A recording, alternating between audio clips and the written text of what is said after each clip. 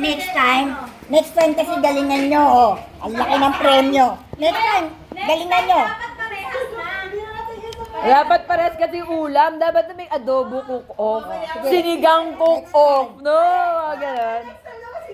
Ganon. So, Hindi nga ako marunong magluto eh. sa ano?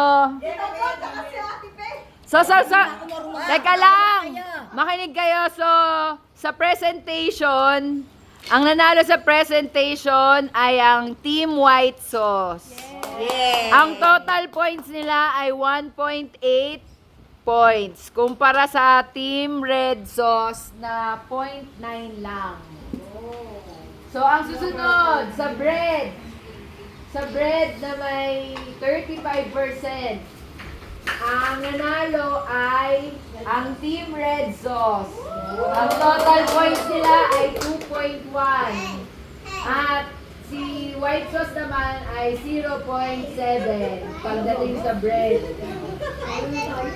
So, ang susunod naman, pasta na may 35 points. So, ang Team Red Sauce ay nagkaroon ng 1.4 points. At ang Team White Sauce ay nagkaroon ng 1.75 points. Ngayon, ang total points.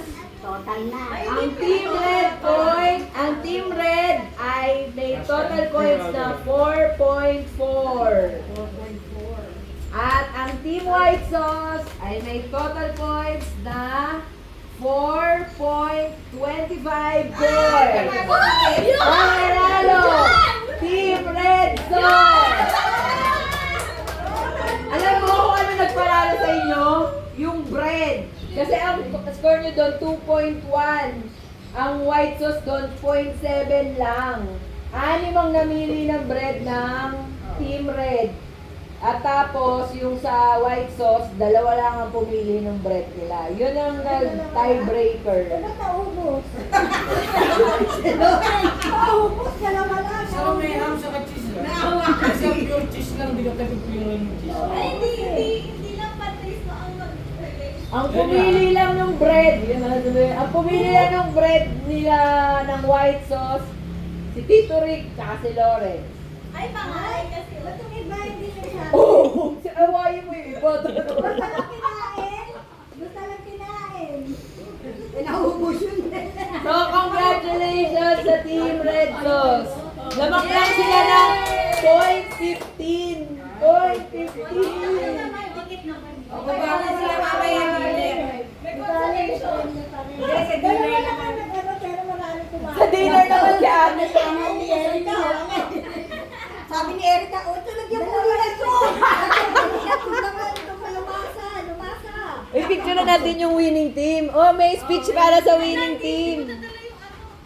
Uy, ano, Johan, tsaka ano, Erica. Dito kayo sa harap ng ano nyo, Huwag kayo iiyak. Huwag kayo iiyak. Ano lang yan? Game lang yan. Huwag kayo iiyak. Oh. Sige, ano masasabi ng winning team? Actually, una pa lang nakita ko na talaga na kami mananalo.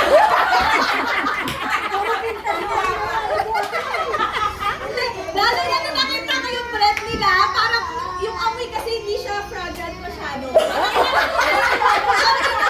Ba't gano'n? Puro pintas ginawa ni Josie. Oy, ano daw masasabi niyo sa pagkapanalo? Hindi naman nila.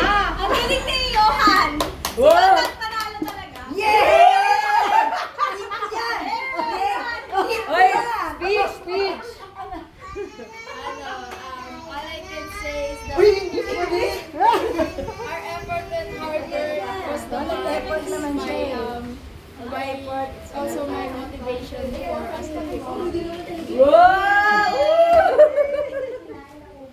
Grabe yung ano yun. Sabi ko sa'yo, natalo yung panganay mo. Wala na yung problema sa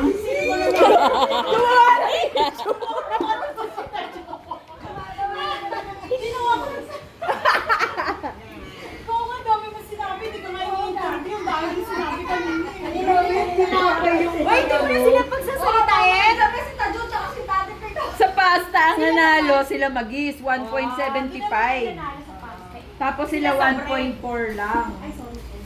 Sayang panalo. Tapos panalo din sila sa presentation, 1.8. 1.8 kayo, sila 0.9 lang, kalahati. Ayaw nila yung O si Tadyo naman pagsalita Ayoko. Ang layo kasi ng gap, 2.5. Hindi naman ako i-validate niya. Actually, pinili din ni Ira spaghetti.